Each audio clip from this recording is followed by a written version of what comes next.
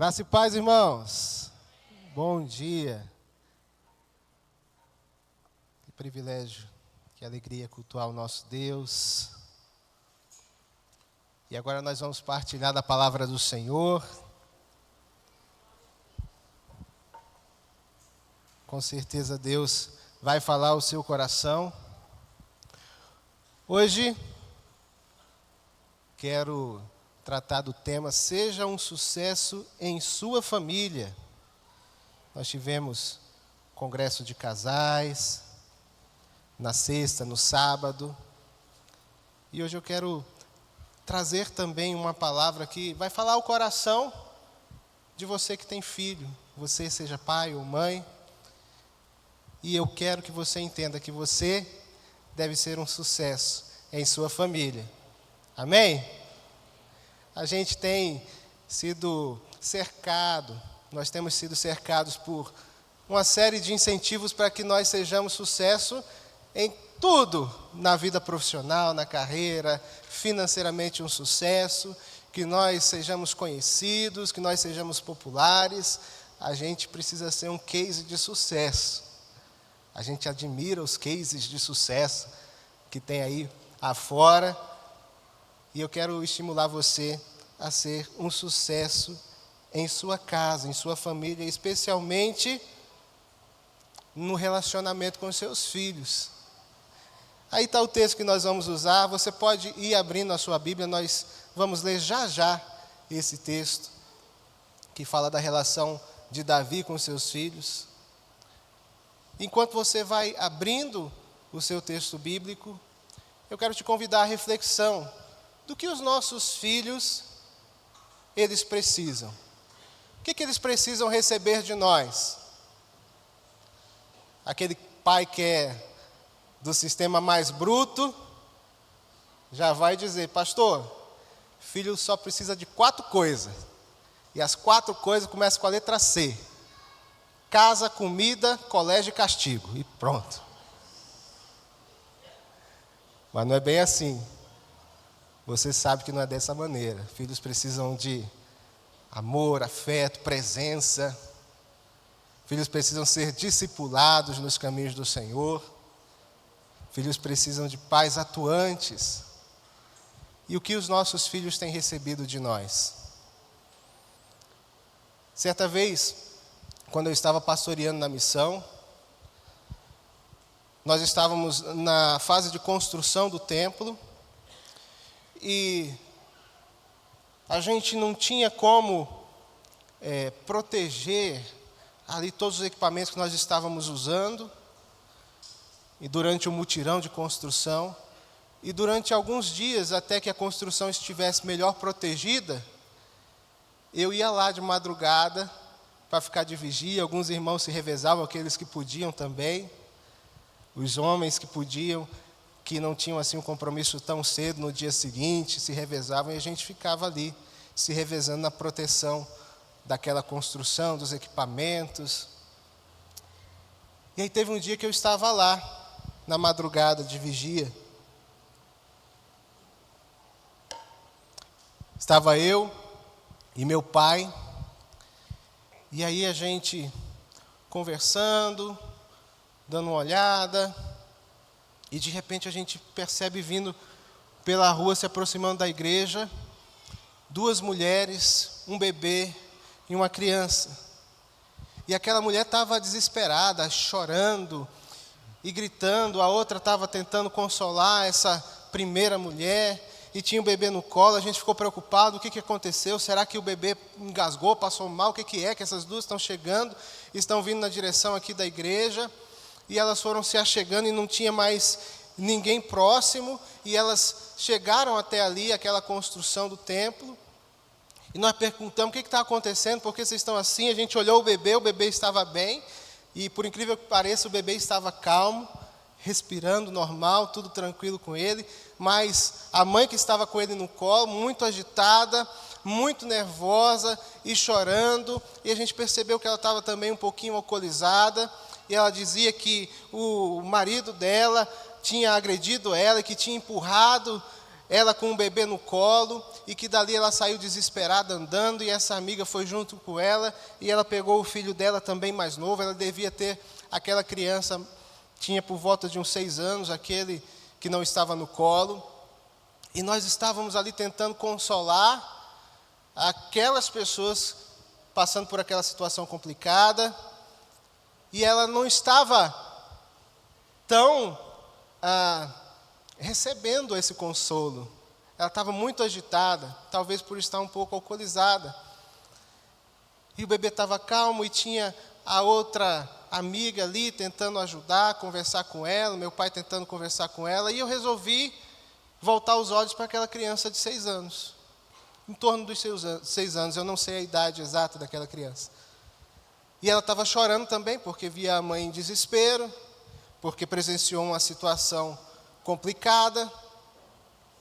E aí eu me abaixei para conversar com aquela criança. Eu falei para ele: fica calmo, está tudo bem. Sua mãe está bem, já já ela vai se acalmar. O seu irmãozinho está bem, o bebezinho está tranquilo, fica calmo. Senta aqui, a gente tinha cadeira lá, senta aqui, descansa um pouquinho.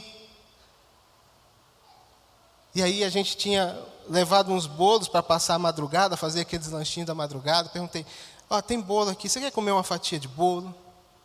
Você quer comer o de chocolate ou você quer comer esse outro aqui? E ele: eu quero o bolo. E aí eu dei o bolo, dei um copo de suco e fiquei ali interagindo com aquela criança, que ela foi se acalmando. Ela olhou para mim e ela perguntou: tio, você é um anjo?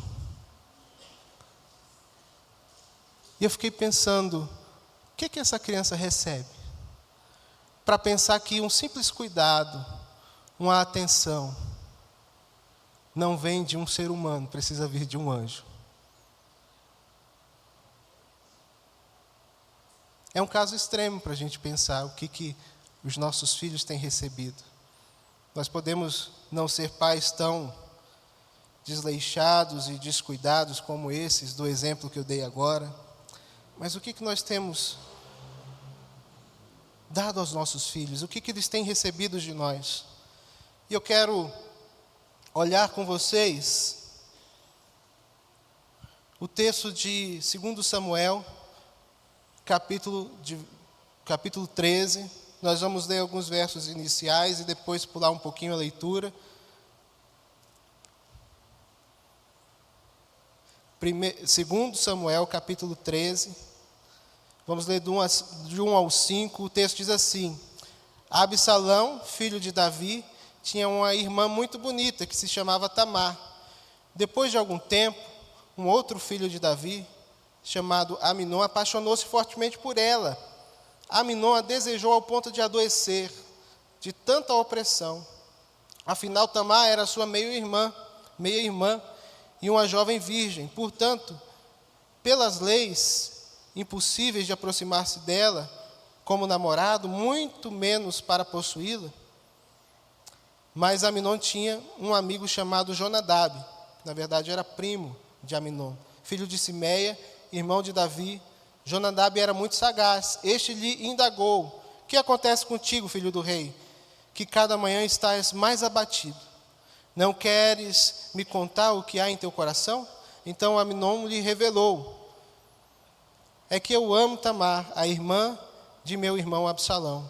Então Jonadab lhe aconselhou: deita-te na tua cama e finge estar muito doente. Quando teu pai vier te visitar, diz-lhe: rogo-te que minha irmã Tamar venha me servir algo para comer, mas que prepare o alimento na minha presença, a fim de que eu possa também conversar um pouco com ela e coma da sua mão. Vamos pular um pouco a leitura, lá para o verso 19, e ler até o 22. Assim que Tamar saiu da casa de Aminon, apanhou cinza com o pó da terra e jogou sobre a cabeça. Rasgou sua túnica que estava vestindo e se pôs a caminho com as mãos sobre a cabeça, chorando em desespero e alta voz. Assim que Absalão, seu irmão, a viu, lhe perguntou: teu irmão Aminon te ofendeu de alguma maneira? Ora, minha irmã, acalma-te e não te lamentes dessa maneira, afinal, ele é teu irmão. Cala-te e não te angusties tanto assim. E Tamar, arrasada, ficou sozinha na casa do seu irmão Absalão. Logo que o rei Davi tomou conhecimento de toda essa história, ficou profundamente indignado. Algumas versões vão falar que ele ficou com muita raiva. Todavia, não quis castigar seu filho Aminon, porquanto o amava muito, por ser o seu primogênito. Quanto a Absalão, não falou mais com Aminon, porque Absalão estava revoltado e grande quantidade de ódio fermentava em seu coração contra ele, por causa da violência covarde e humilhante que fizera contra sua irmã Tamar. Abaixe a sua cabeça, feche seus olhos, vamos orar ao Senhor.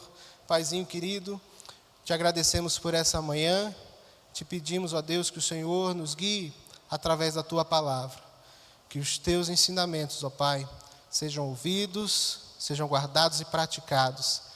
Esse é o nosso pedido, é a nossa oração em nome de Jesus. Amém e amém. Davi, meus irmãos, ele foi sucesso em muitas áreas. Ele foi um sucesso na política porque ele conseguiu unir todas as tribos. Todas as tribos o apoiavam. Saul, o rei anterior, não tinha conseguido fazer isso. Mas ele conseguiu, de fato, gerar um sentimento de nação em Israel. Ele era um sucesso nas guerras. Ele conseguiu vitórias militares retumbantes. Davi, ele conseguiu evoluir o armamento do seu exército. Antes eles usavam armas de bronze e eles agora passaram a usar armas de ferro. Eles tinham uma desvantagem competitiva nas guerras, porque, por exemplo, os filisteus já usavam armamentos de ferro. E o exército de Israel não usava, mas com Davi teve o upgrade ali, e eles tiveram grandes vitórias militares. Ele teve sucesso na ampliação territorial. Davi aumentou o reino de forma que, quando Davi expandiu ao máximo em seu tempo o reino de Israel, se a gente pensar no que Israel é hoje, Israel é 20% daquilo que foi quando Davi expandiu o reino. Para você ver como ele teve sucesso na expansão territorial. Ele teve sucesso no desenvolvimento da nação. Antes de Davi, Israel era um monte de vilarejo, com algumas tribos e as suas criações, os seus rebanhos, mas com Davi começou a ter cidade, com cara de cidade mesmo. Ele fez a nação se desenvolver, ele fez a nação se urbanizar. Davi, ele foi um homem de sucesso em muitas áreas, mas ele foi um fracasso nas relações familiares. E nós precisamos olhar para as relações familiares de Davi, em especial em relação às relações com os filhos, para que a gente não cometa falhas que Davi cometeu. Nós lemos aí na história, e você conhece, que os filhos de Davi começaram a ter problemas. Nós lemos que Aminon se apaixonou pela sua meia-irmã, Tamar. E aí, diz o texto, se você ler com detalhe, que ele pôs em prática o plano do seu primo, Jonadab. Ele fingiu que estava doente. E quando o pai dele foi visitar, Aminon falou: manda minha irmã vir aqui cuidar de mim, fazer comida para mim. E Davi aceitou e mandou chamar Tamar, que estava no palácio, ou seja, Tamar morava com o pai no palácio, para que fosse cuidar do irmão dela. E ali ela prepara o alimento para o seu irmão, e quando ela vai servi-lo, ele se recusa a se alimentar. Ele manda todos saírem, os seus servos saírem, e ele pede para que Tamar sirva o alimento no quarto dele. E ali, ele toma sua irmã à força, ele violenta Tamar. Tamar fala para ele, mas isso não se faz em nosso povo, mas ele não dá ouvidos, ele força aquele ato sexual com sua irmã. E o texto diz que depois de ele ter praticado aquela violência, ele foi tomado por uma repulsa a Tamar. E ele expulsa Tamar e manda o servo fechar a porta. E Tamar ainda tenta argumentar: meu irmão, não faça isso, isso é pior do que você já me fez. Vamos conversar com o nosso pai, fale com Davi, ele vai dar um jeito para que eu me case com você, para que eu não fique desonrada. Mas ele nem chama mais Tamar de irmã. Ele fala para o servo: tira essa mulher daqui, e manda trancar a porta. Ele foi tomado por uma repulsa. E aí, Absalão, irmão de Tamar, esse sim, irmão da mesma mãe, eles eram filhos de Maaca. Absalão acolhe a sua irmã em sua própria casa. E aí nós vamos fazer a primeira parada nessa história, para entender que indignação sem ação é inútil. Porque o texto de 2 Samuel, capítulo 13, verso 21, vai nos dizer o seguinte: logo que o rei Davi tomou conhecimento de toda essa história, ficou profundamente indignado, muito enraivecido. Outras versões vão trazer outros termos. Todavia não quis castigar o seu filho. Indignação sem ação é inútil. Meus irmãos, em muitos lares, quando algo dá errado, acontecem explosões de ira, gritaria, acontecem coisas sendo quebradas, e uma série de explosões emocionais que não levam a lugar nenhum. Davi, ele teve a sua explosão emocional, ficou irado, indignado, e aí? Porque indignação sem ação, explosão emocional sem atitude é inútil. Não adianta você, pai, não adianta você, mãe, ter uma simples reação de explosão emocional. Você precisa tratar a situação. E Davi não fez isso. Davi, ele resolveu deixar para lá e esperar a poeira baixar. Davi estava diante de um filho que violentou a própria irmã, estava diante de uma filha que estava precisando de ajuda e de acolhimento, estava diante de um outro filho com ódio do seu irmão pelo que ele tinha feito, e ele não tratou nenhuma das situações, ele deixou para lá. Indignação sem ação é inútil. E eu quero que você reflita: que situações você tem deixado de tratar na sua família?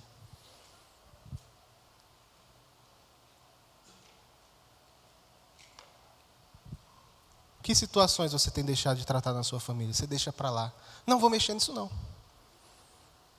Se eu mexer nisso aí vai piorar as coisas, é melhor deixar quietinho assim. Vamos deixar a poeira baixar, vamos fingir que nada aconteceu. Não vou mexer nisso não. Dá muito trabalho tratar isso. Dá muito trabalho tratar esse tipo de conflito. É muito complexo. Eu tenho mais o que pensar, eu tenho mais o que fazer. Estou cheio de coisa no trabalho, tem muita coisa na minha cabeça. Deixa isso aí, deixa quieto. E deixa eu te falar. Não se resolve sozinho, tá? Quando você deixa para lá, a coisa não se resolve sozinha, não. Deixa eu contar uma ilustração para vocês, ilustração da vida real. Eu e o pastor Eduardo, a gente foi seminarista na mesma época aqui na igreja. E a gente fazia de tudo na igreja, né? A gente subia em andaime, subia em telhado, consertava coisa, montava barraca de feira missionária, a gente fazia de um tudo. E a gente trabalhava na produtora da igreja, produzia vídeo, e tinha alguns equipamentos de áudio e de vídeo que a gente lidava, né? Fazia um pouco de tudo. Até regar planta artificial a gente já fez. Teve uma vez, tem nada a ver com a mensagem, né? Teve uma vez que a gente estava lá no templo, organizando um monte de coisa. Daqui a pouco eu vejo o pastor Eduardo, na época seminarista, passando com um balde com um pouco de água. Aí eu fico só olhando, né? Aí ele vai lá no altar e tem as plantas artificiais decorando lá e ele molhando as plantas artificiais. Aí eu fiquei olhando para aqui. Aí depois ele percebeu que era artificial. Talvez eu já fiz muita besteira também no tempo de seminarista. Já falei em classe de preparação para batismo que Jesus foi batizado aos 12 anos. Eu já falei isso. Depois eu corrigi, graças a Deus. Mas enfim, o pastor Eduardo, nesse tempo de seminarista, ele tinha uma teoria. Como a gente trabalhava com equipamentos de áudio, de vídeo, às vezes alguma coisa quebrava, ficava com defeito e a gente encostava, né? Ah, não dá para usar isso aqui, vamos arrumar outra coisa. E aí, vez por outra, ele ia testar aquele negócio que tinha ficado com defeito. A gente não tinha feito nada, a gente só tinha encostado o equipamento. E por incrível que pareça, tinha coisa que a gente tinha encostado que depois de um tempo voltava a funcionar. Aí ele tinha teoria. Ele falava, ó, minha teoria é, os equipamentos se consertam sozinhos. Não é não, pastor Eduardo? Você não falava isso? Vou te falar um negócio. Eu não sei se equipamento se conserta sozinho. Algumas vezes acontecia. Mas problemas familiares não se consertam sozinhos. Não adianta você se indignar e não agir. Não vai se resolver. Então, quando acontece essa situação,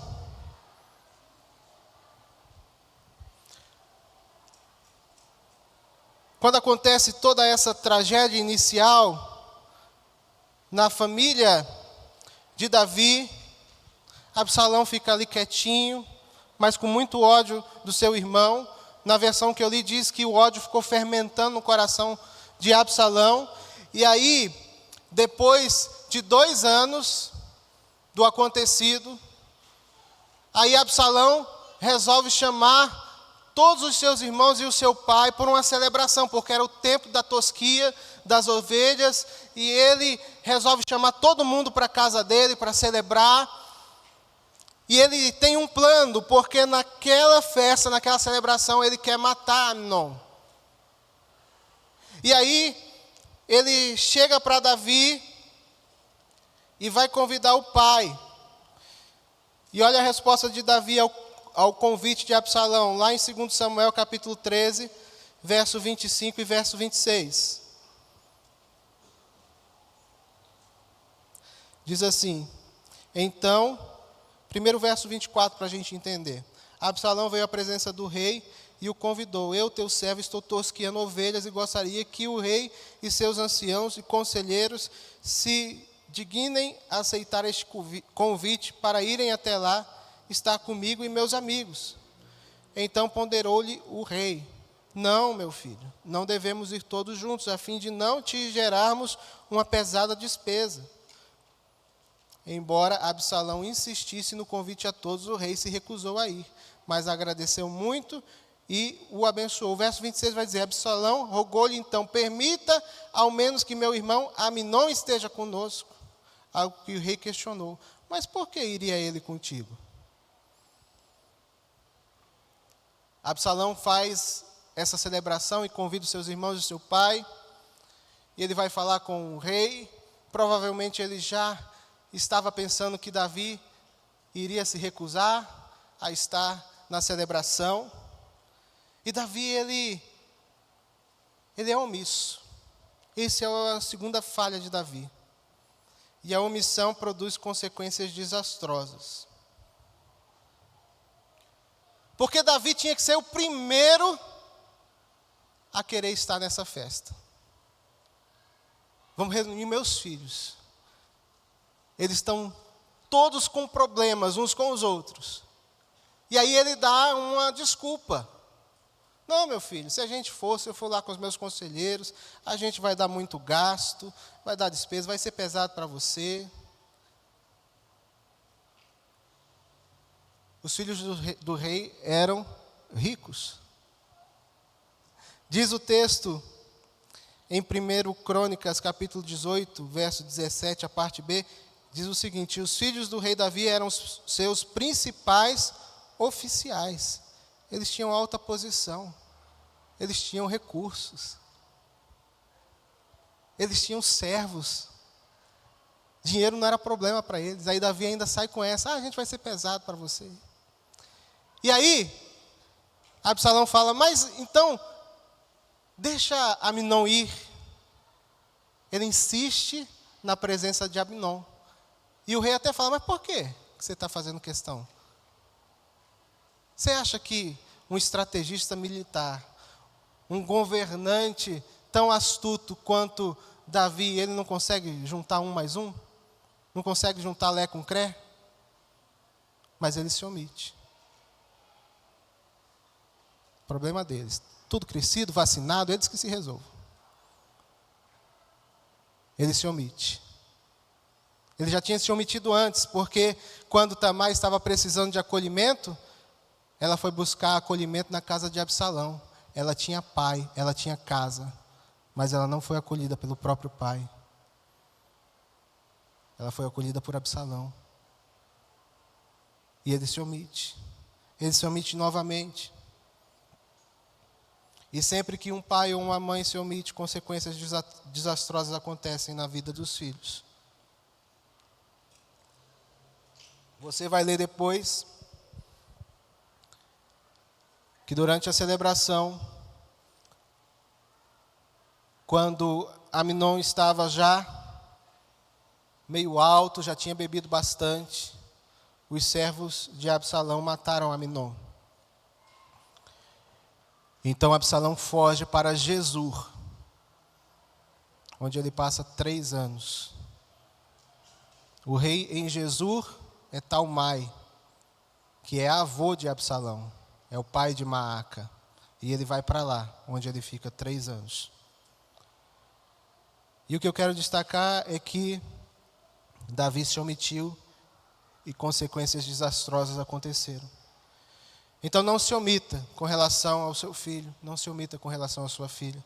Se você nota seu filho ou sua filha esfriando na fé, desinteressado da igreja, não cabe a você somente falar: é assim mesmo, é da fase. Não se omita. Chama para conversar.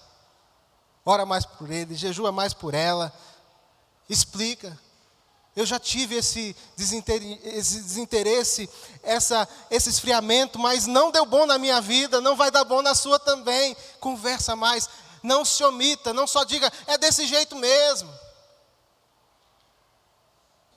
Se o seu filho ou sua filha tem um namoro, que você está percebendo nesse namoro não é nada santo. Eu estou fingindo que eu não estou vendo e ele está fingindo que ninguém está sabendo. Aí você se omite com relação a isso.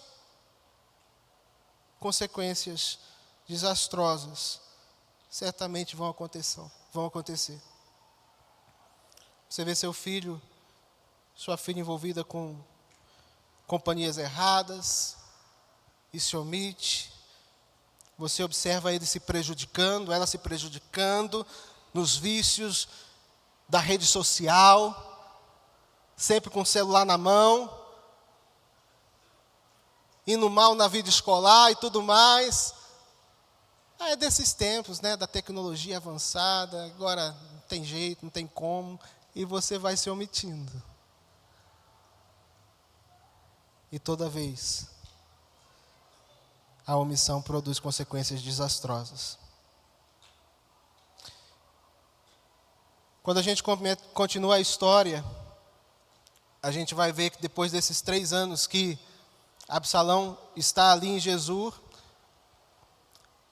a ira de Davi, ela é apaziguada. Ele não está irado com seu filho, ele já se sente consolado pela morte de Absalão.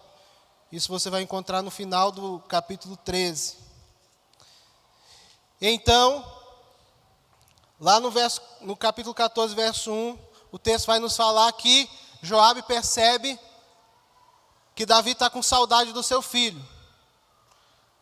Davi está com saudade do seu filho, mas ele não toma iniciativa. É Joabe que cria todo um plano para convencer Davi a chamar Absalão de volta. E aí, Davi então chama Absalão de volta, depois dos 3 anos. Só que Davi é orgulhoso. E o orgulho fecha a porta da reconciliação. O orgulho fecha a porta, a possibilidade da reconciliação. Ele chama de volta Absalão, mas lá em 2 Samuel capítulo 14, verso 24, o rei diz: mas o rei disse, ele irá para a casa dele, não virá à minha presença. Absalão foi para a sua casa e não compareceu mais à presença do rei. Ele morou 2 anos em Jerusalém sem ver o pai. Lá em 2 Samuel capítulo 14, verso 28, nós vamos ter essa informação. Mas Absalão quer ver o pai. Ele quer ser chamado no palácio para ver o pai, para falar com o pai. E ele tenta chamar Joabe para que Joabe faça a mediação. E Joabe não vem. E aí ele chama Joabe mais uma vez para que Joabe converse com Davi. E Joabe não vem. Então Absalão manda os servos dele tocarem fogo na plantação de cevada de Joabe. Porque a propriedade de Joabe ficava do lado da propriedade de Absalão. E aí quando acontece aquele incêndio, Joabe aparece e fala: por que você mandou queimar minha plantação? E aí Absalão fala: eu preciso que você fale para o meu pai, que eu tenho que vê-lo, que eu tenho que estar com ele. E se eu fiz algo de errado, é melhor que ele me mate, mande me matar. Era melhor eu ter ficado lá em Jesus, por que eu vim aqui? E o rei aceita receber Absalão. Só que quando Davi recebe Absalão, tudo que acontece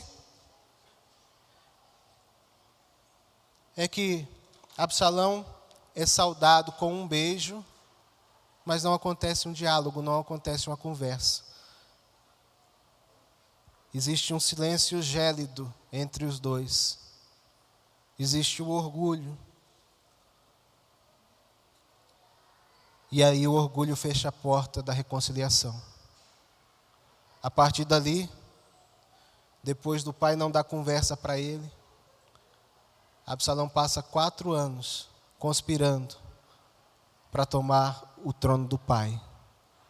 Ele vai seduzindo as pessoas na porta da cidade. Ele vai atraindo para si apoio. E em determinado momento ele vai para Hebrom, e quando ele está ali, já nessa conspiração, para tomar o trono, Davi ele foge de Jerusalém, porque avisam que Absalão tem apoio e que o povo está com ele. Então, Davi foge. E para encurtar a história, quando Absalão sai em perseguição a Davi, acontece que Absalão fica preso numa árvore e Joabe e outros homens de Davi matam Absalão. E aí quando Absalão morre, há um lamento de Davi registrado lá em 2 Samuel, capítulo 18, verso 33. E diz assim o texto: então o rei, profundamente abalado, subiu ao quarto que ficava por sobre a porta e chorou copiosamente. O rei ia subindo e clamando aos soluços: meu amado filho Absalão, meu filho Absalão, quem dera ter morrido em teu lugar. Ah, Absalão, meu filho querido, meu filho.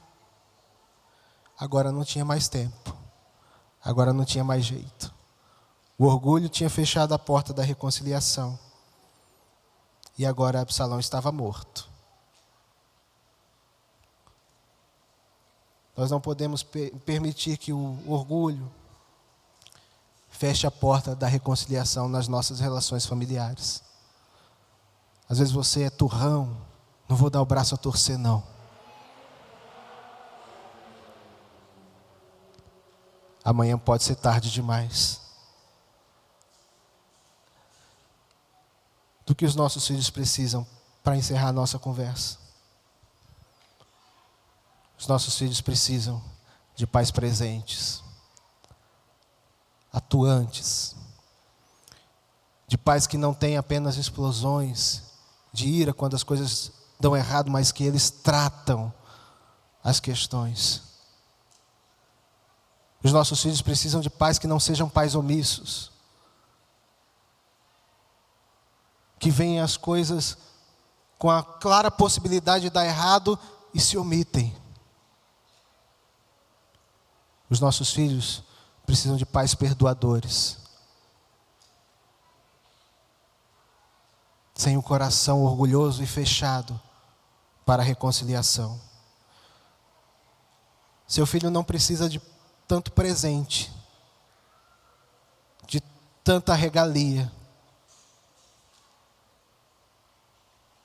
Seus filhos precisam de presença. Com relação a outro filho de Davi, chamado Adonias, o texto lá em 1 Reis, capítulo 1, verso 6, vai dizer: seu pai nunca o havia contrariado, nunca lhe perguntava, por que você age assim? Davi nunca contrariou Adonias, ele mimava seus filhos. Esse Adonias tentou ser rei depois de Davi, quando todo mundo sabia que o rei ia ser Salomão. Porque era um filhinho de papai, mimado. Seus filhos não precisam de tanto presente, de tanto mimo, eles precisam de presença, de discipulado. Davi não conseguiu reproduzir nos seus filhos o temor do Senhor, a fidelidade ao Senhor. Salomão se tornou um rei idólatra. Davi foi fiel ao Senhor. Salomão foi idólatra. Davi, ele, quando teve a chance de matar Saul, falou: eu não vou atentar contra o ungido do Senhor. Mas Adonias, o filho de Davi, tentou matar o próprio pai. Adonias não, Absalão tentou matar o próprio pai.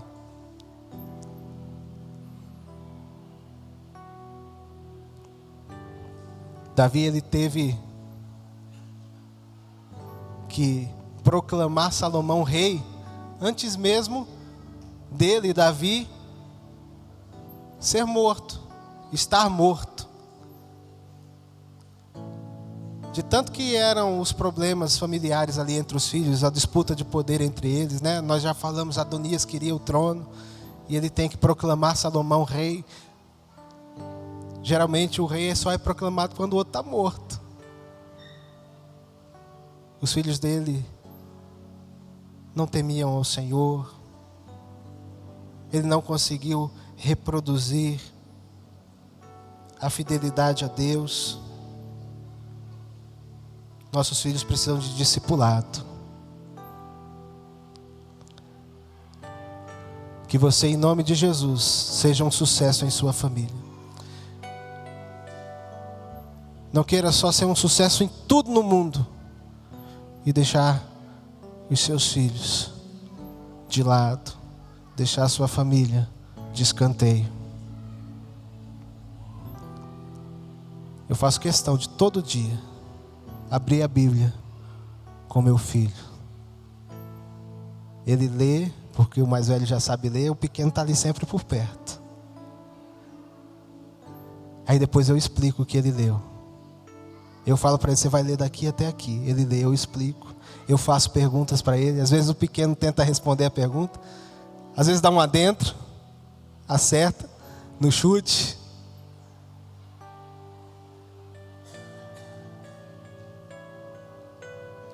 A gente precisa nós precisamos ser bem presentes na vida dos nossos filhos. Pais discipuladores, atuantes. Eu peço para eles todos os dias, para o Estevão e para o Felipe: olha aqui no meu olho. E eu falo para eles: eu te amo. Eu te amo. Olhando para o pai, Não adianta você ficar querendo se desvencilhar rapidão, não. Eu faço ele olhar para mim. Eu te amo. Que o Senhor nos ajude nesse desafio de sermos um sucesso em nossas famílias. Amém? Eu quero orar mais uma vez com você. Abaixa a sua cabeça, feche seus olhos. Paizinho, muito obrigado a Deus por ministrar aos nossos corações. Ó Deus, nós te pedimos, ó Pai, para que o Senhor nos abençoe. Nos abençoe nas nossas casas, nos nossos lares, nas nossas famílias, ó Pai. Ó Deus, nós precisamos, ó Pai, encarar como uma missão de vida, sermos um sucesso em nossa casa, em nossa família. Tantas vezes as preocupações são todas as outras e essa não. Mas que seja, ó Deus, uma missão para cada um de nós. Sermos pais, sermos mães que glorificam ao Senhor, que estão presentes e atuantes nos relacionamentos familiares. Em nome de Jesus. Amém e amém.